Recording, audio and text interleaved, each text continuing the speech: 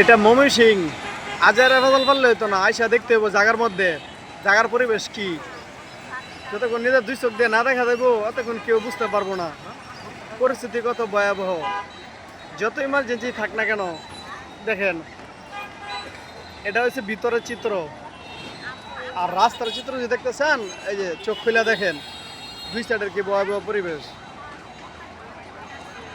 আপনার রুগী যত জরুরি হোক না কেন, এতে কারো কিছু যায় আসে না। দিনের 12টা ঘন্টার মধ্যে অন্তত পক্ষে 8 ঘন্টা এই যে এরকম অবস্থা থাকে। তো ময়মনসিংহ নগরী, এখানে চাইলেও আপনি জরুরি কিছু করতে পারবেন না। তা যে যেখান থেকে আসেন ওইরকম সময় নিয়ে বের হবেন। ময়মনসিংহ চিত্রটা এই জন্য আপনাকে দেখাইলাম, যে দেখে মনে রাখেন এটা কোন জায়গা, এটাকে বলে ময়মনসিংহ চরপাড়া।